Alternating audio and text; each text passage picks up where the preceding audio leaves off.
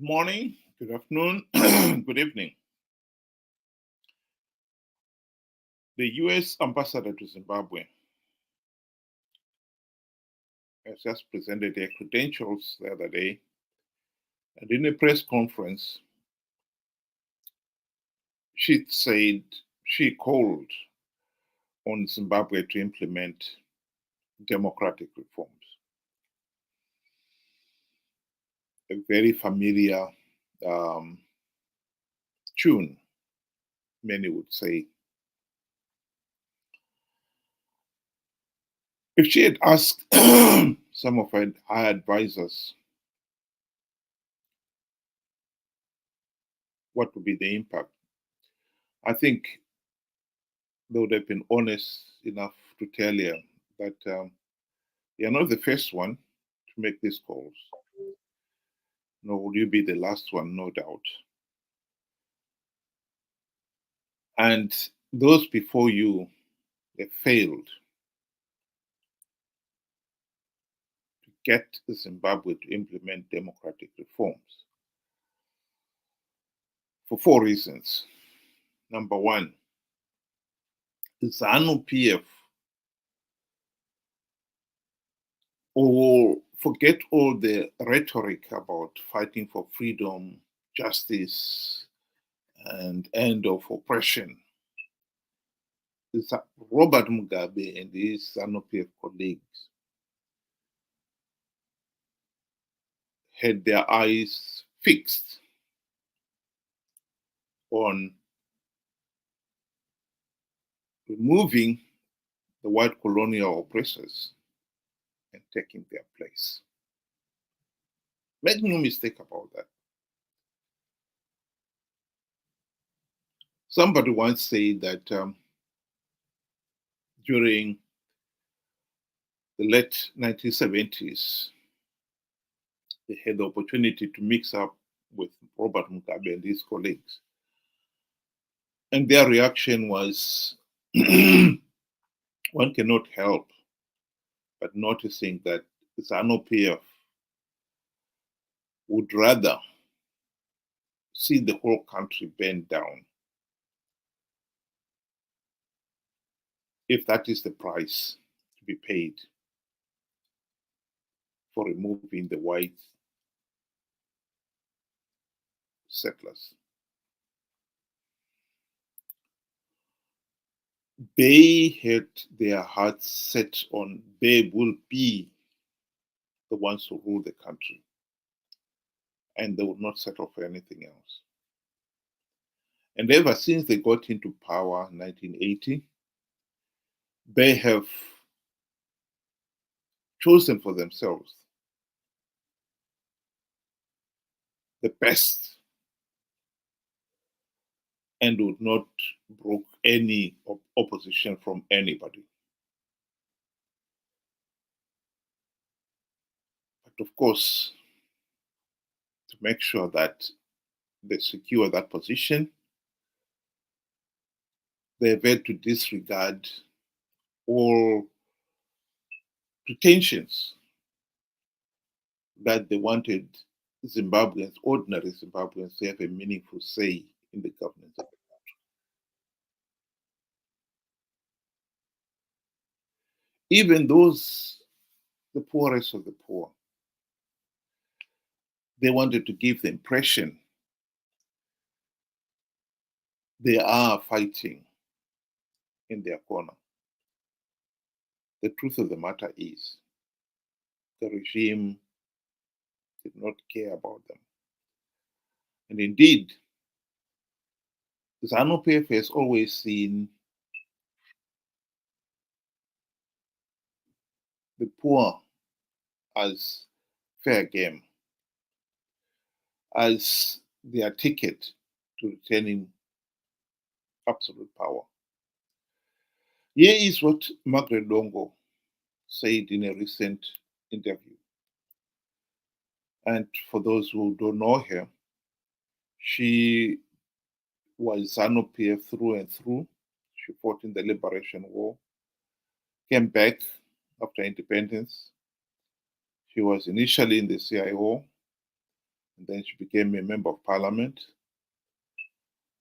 but became increasingly disillusioned by the party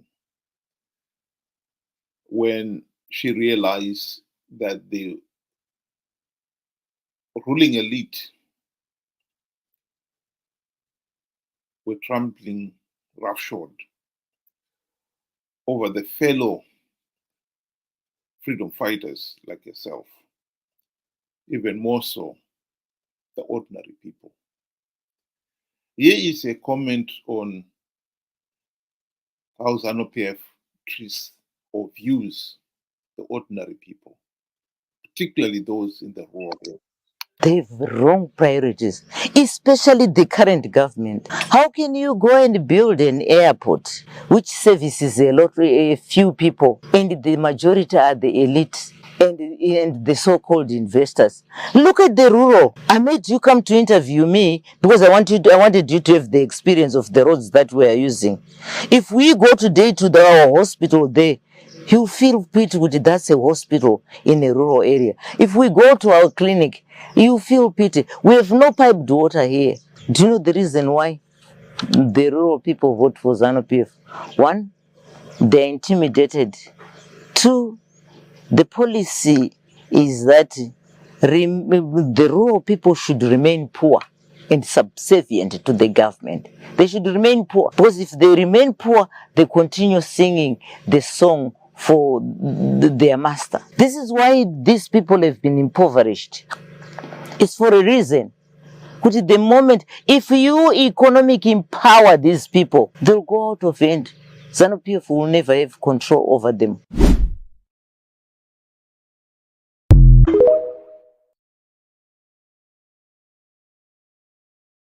Own mouth. I think it is naive for anyone to think that Zanu PF, having created this de facto one-party state, will ever implement any meaningful democratic reforms and reform itself out of power. It is naive. It is not in the interest of Zanu PF to do so. The second reason is that the people of Zimbabwe themselves, by the mid 1990s, had come to the realization that Zanu PF were just as oppressive as the white colonial regime before them. The question then was, how are we going to end this repression, this tyrannical rule? The decision was made that the people must risk life, livelihoods, and limbs to elect the opposition whose number one task would be to implement the democratic reforms to stop Zanu PF rigging elections and riding roughshod over the ordinary people. This is the same as the ambassador here is calling for, democratic reforms. The plan would have worked, except for one thing. Robert Mugabe was determined to stop the opposition implement any meaningful reforms. Even when Robert Mugabe and company were cornered, as happened with the signing of the Global Political Agreement of 2008 and the formation of the GNU. The primary purpose of the GNU was to implement the democratic reforms to stop Zanu PF rigging the elections.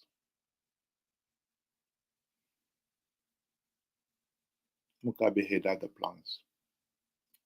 He bribed Morgan Tsvangirai and his MDC friends with the trappings of high office And the rest, as one would say, was history. With their snouts in the feeding trough, Morgan Tsvangirai and company forgot about the reforms. So the golden opportunity to implement the reforms was lost.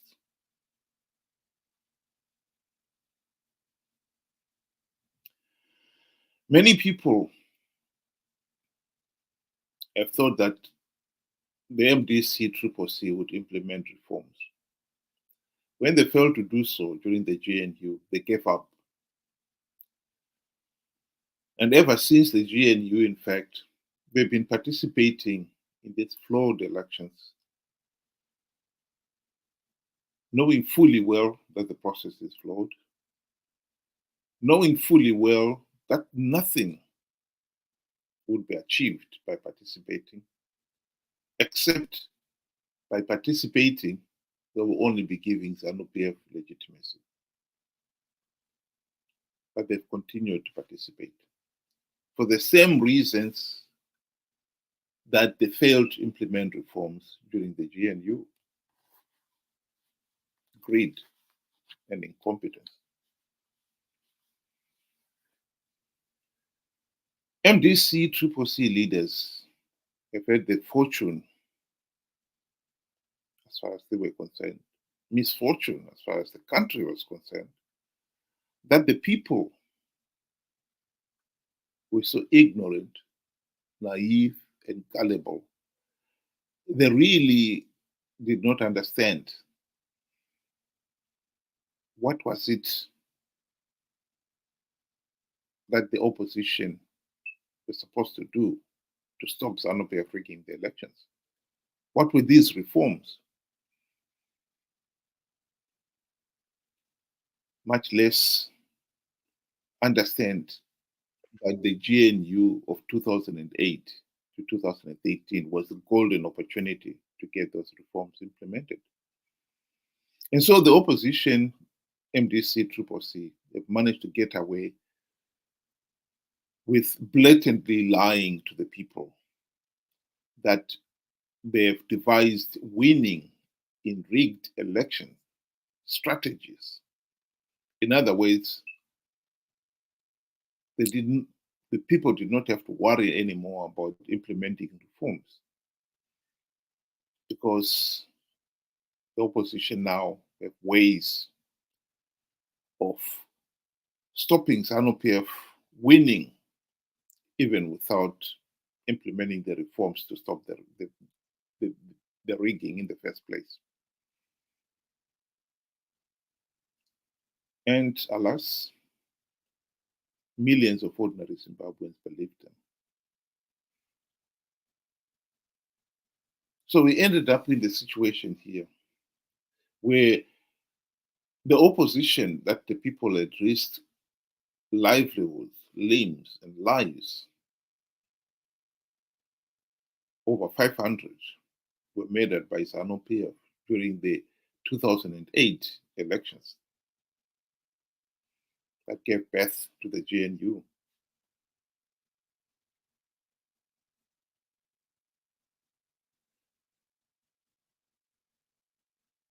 The fact that no meaningful reforms were implemented was bad enough. But for the people to be conned into believing the opposition can win rigged elections is simply unbelievable. And yet, that is exactly what has been happening. They've not only conned them once, they've conned them again and again, 2013, 2018, and last year. Last year, Chamisa told the people that he had plugged all the vote rigging loopholes. CCC was going to win big. And not only did a few people believe him, millions believed him. Nearly 2 million Zimbabweans voted for Chamisa alone. And there were millions, especially in the diaspora, who were cheering and applauding participation. No meaningful reforms had been implemented. All those calling for reforms were ignored. That is the tragedy of Zimbabwe. So the third reason is that the people, if you fail to get reforms implemented by Zanu PF as the party in government, then you risk life and limb to elect the opposition and give them the specific task to implement the reforms. And Zanu PF bribes them. The only recourse then is to look at the people themselves. But if the people themselves are so ignorant, naive, and gullible, they do not see that the opposition is no longer fighting in their corner. Of course, it's tragic. Who is going to implement these reforms then? I think the ambassador, would have been advised as well that she was not the only one who have been calling for reforms. There are many others who have been calling for reforms.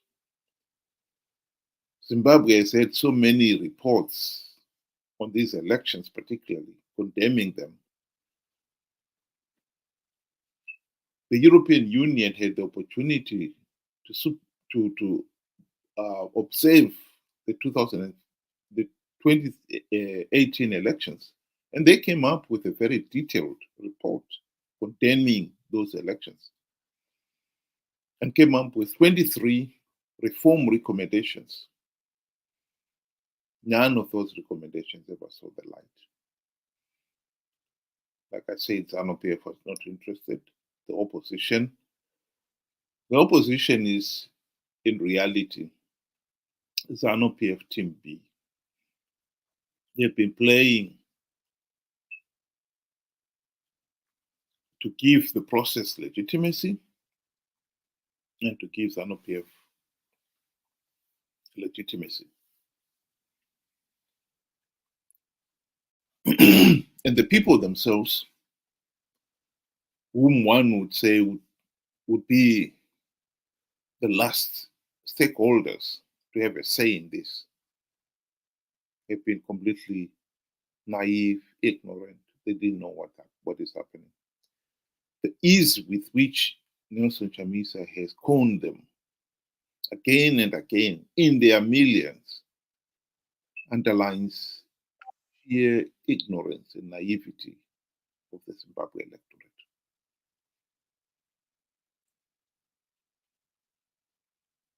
And the fourth reason is, of course, that those who have been calling for reforms, like the ambassador here, like Dr. Nevas Mumba, who was the chairperson of the SADC election observer mission in last year's elections, have been calling for reforms. As far as Zanu PF is concerned, their calls have been received with hostility. Dr. Mumba, when he came up with his report condemning the 2023 elections, he was beset by Zanu PF apologists because they didn't like him to admit that the election process was flawed. It should come, therefore, as no surprise that the US ambassador has found herself being greeted with the same hostility. I'll just play the video of what she actually said at the press conference. meeting him and all of the political actors in Zimbabwe. Again, that's part of a diplomat's job, is to get to know as many people and get to understand as many different perspectives as possible. We had some real problems with the elections here. So did SADC, so did the EU. Unfortunately, we were not able to verify the elections ourselves because our election observers' activities were impeded. So we cannot testify one way or the other. So we do have concerns about the way the elections were run. But in the meantime, I look forward to working with all the political parties to get to understand their viewpoints and see how they interact with each other. One would say that makes a lot of sense. But here is the reaction from one of the Zanu PF apologists. And it's typical. This is Professor Jonathan Moyo writing, commenting on the account. I think it is a pity that Zanu PF cannot accept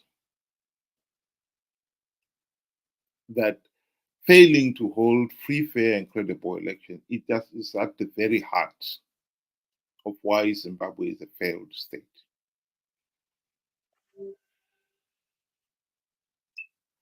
The fact that the US has got some problems, and to be quite honest, even when it happened in 2020, when Trump incited the mob to invade Capitol Hill,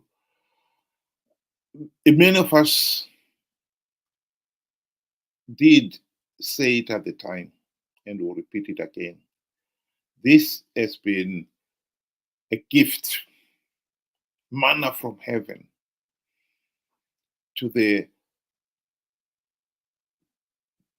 dictators all over the world.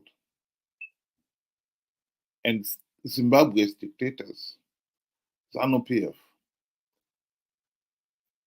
seized on that incident and ran with it. I think what is so disappointing is that we are now being put into a position where it's almost we have got to suffer the consequences of a failed electoral process because and say nothing about it, and nobody should say nothing about it, because countries like America, who are considered to be the leader of the democratic world, have themselves failed. I think one has got to denounce this kind of idiotic argument from the likes of Jonathan Moyo. Are we saying that the people of Zimbabwe do not have the right to a meaningful say in the governance of the country because countries that have advocated rule of law, free, fair, and credible elections have themselves failed to run or to hold perfect, free, fair, and credible elections? Of course, that's nonsense. I think as ambassador to Zimbabwe, she has got every right to comment about Zimbabwe.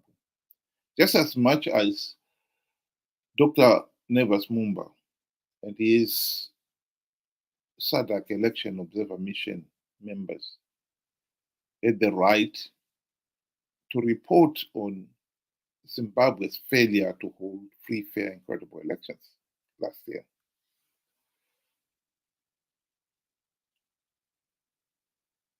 I would want to urge the US ambassador, Dr. Mumba and all the others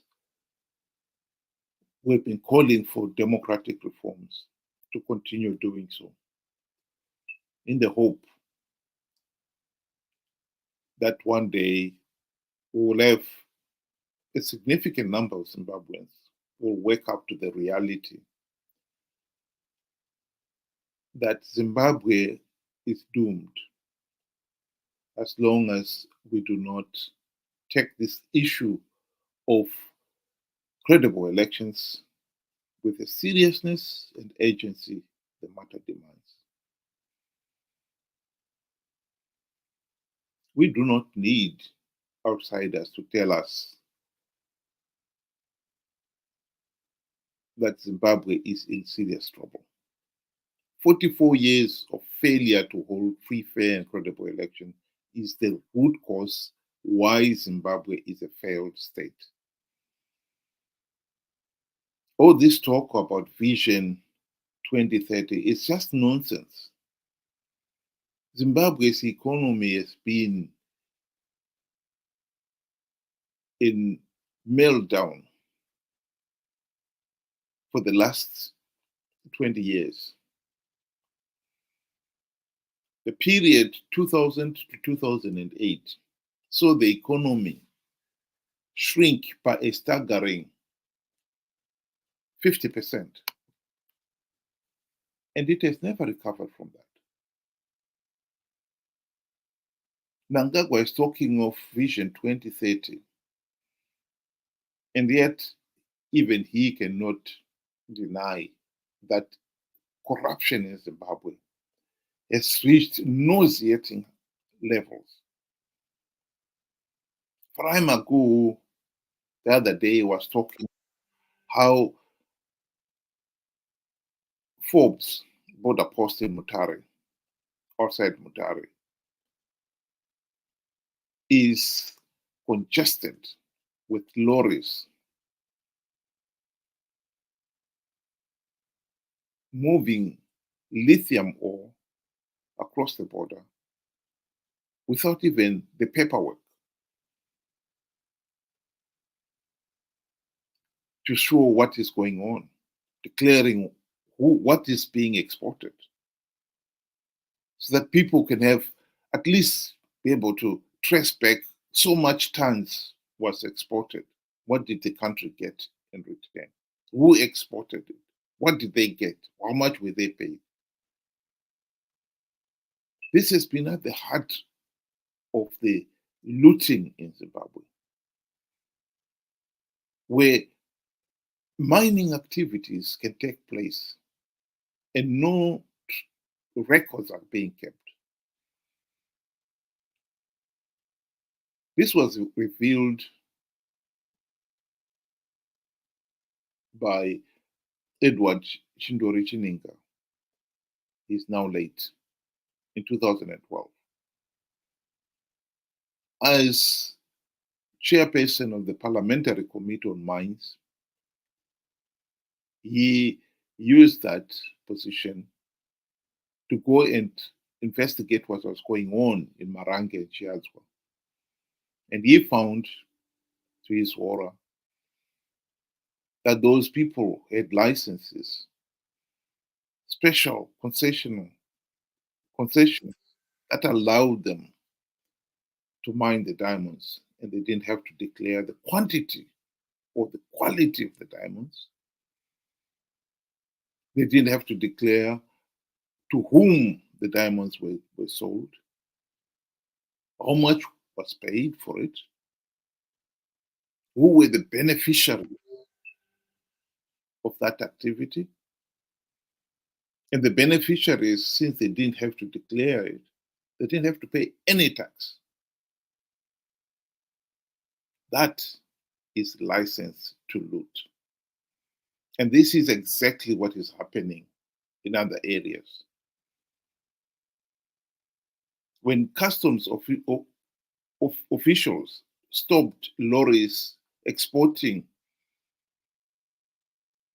tons of this lithium ore at Forbes border post,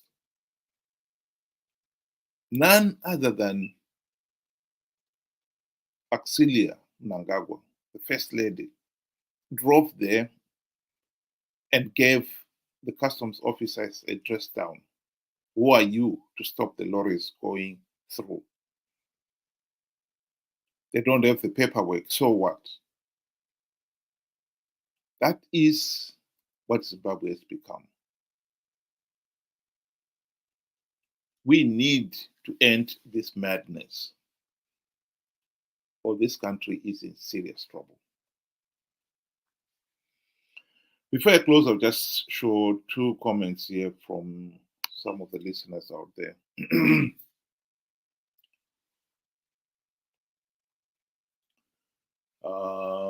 Mutu says, yes, the government is messed up, but Zimbabweans as a whole have contributed to it. I totally agree with that. We are slowly losing our culture and identity in exchange for religions and culture that aren't ours. Well, I totally agree with that. And you've sent another comment there, and let's just see what you're saying there.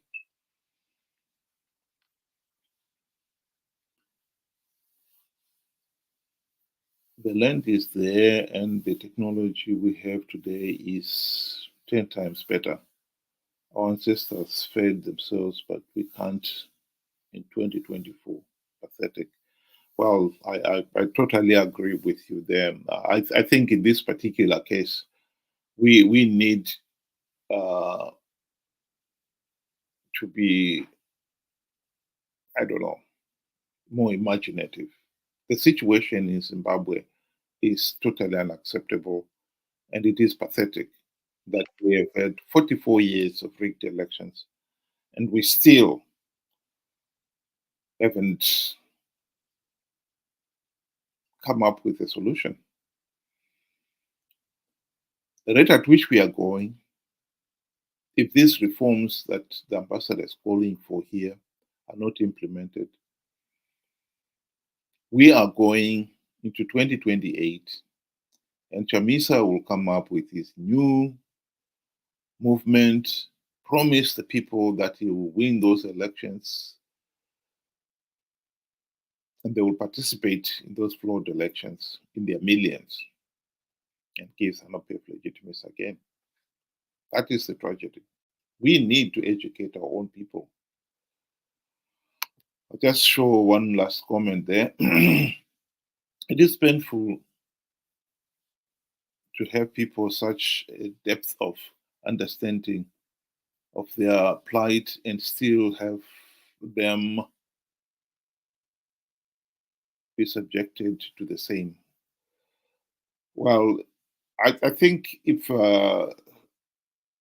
understanding has anything to do with it, the Zimbabweans, I cannot say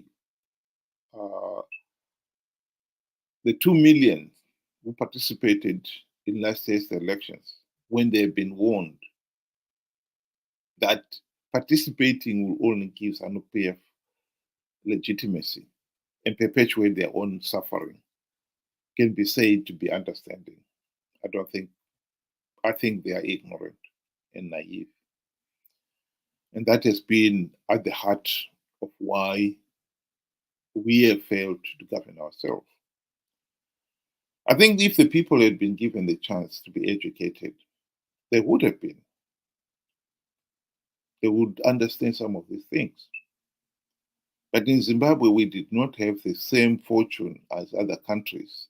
I mean, if you look at the South African electorate in Botswana, the electorate there, I think they are much better informed because they had the opportunity to be informed.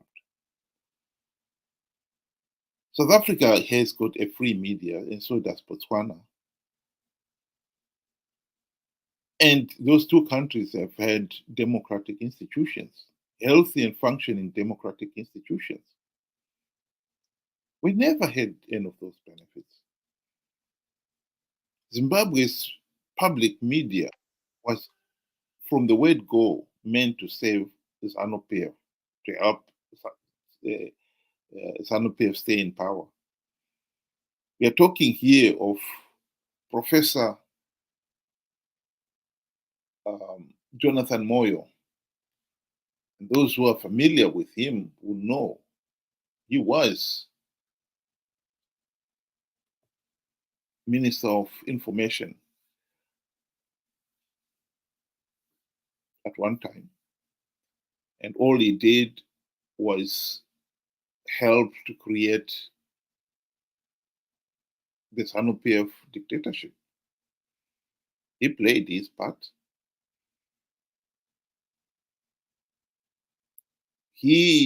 Many people in Zimbabwe call him the political turncoat, in the sense that he criticized Zanu PF up to the 1990s, and then joined them and became their self-appointed chief strategist. He fell out with the current lot that are there now. As many people know, he is languishing right now in Kenya. And but defending them, particularly in these elections, he has defended them very well indeed. I don't know whether it is with the intention of winning favors so that he could stage a comeback. I don't know. But it will not be beyond him. But I think to come back to this particular issue, for him to argue that the ambassador to the US should not be calling for reforms because America had problems as well, is the most pathetic argument one can ever hear. You know, this is typical of this Zanu PF mentality. We know that Jonathan Moyo was one of those who were at the very front attacking Dr. Mumbai last year when he came up with a report condemning Zimbabwe's election process. He will not address the issues. Those elections in 2023 were flawed. We didn't have even something as basic as a verified voters roll for Pete's sake. And that is what Dr. Mumbai and company picked up. But instead of addressing those flaws, he addressed the message, he attacked the messenger. You can't attack the message, you attack the messenger. That is typical Zanu PF mentality.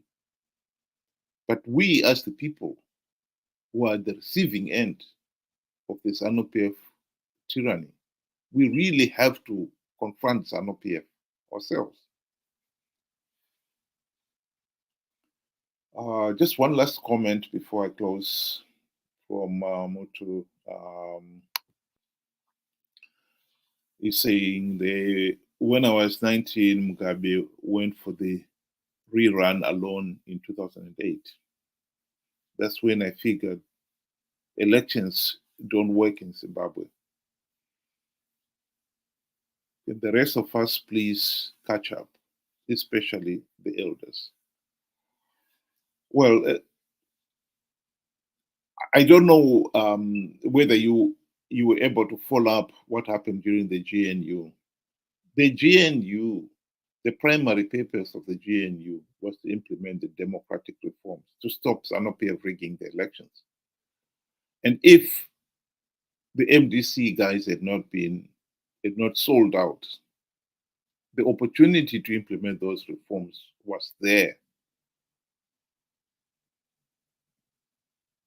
What we have got here is a problem of an opposition that's been corrupted to the point of becoming Zanu PF Team B. And the main problem we have had with the Zimbabweans is that many of the Zimbabweans out there have been very slow in realizing what was going on there. And hence the reason why this situation has continued. You've got to ask yourself what kind of people would believe Chamisa's blatant lie that he had plugged vote rigging loopholes when he had not even secured a verified voters roll. Indeed, Chamisa failed to deploy election agencies at all the polling stations last year, although he had received the funding for it. If you've got to be honest with yourself, you've got to ask why. Of course, he knew that Zanu PF was rigging these elections. He knew he had to give people the impression that Triple C was going to win for him and his friends to get their reward. They managed to give the impression the election process was a democratic contestation and made it very difficult, if not impossible, for SADC to deny Zanu PF legitimacy, given the number of people that participated.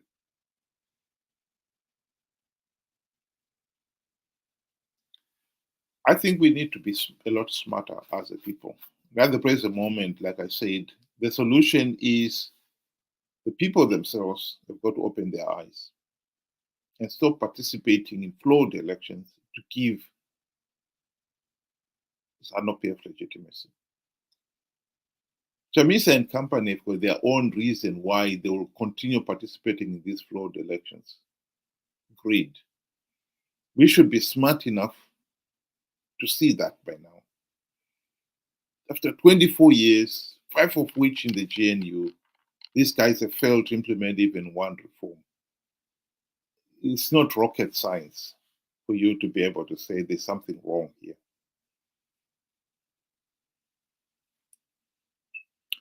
Thank you very much for those of you who were able to join me today, this afternoon.